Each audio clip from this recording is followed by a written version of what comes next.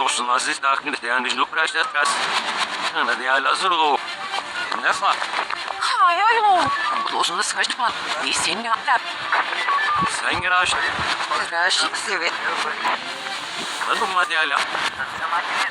Слушай, я люблю тебя.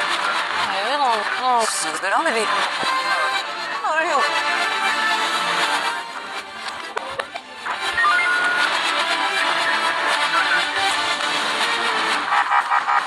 Söylesene de ne bu oğlum?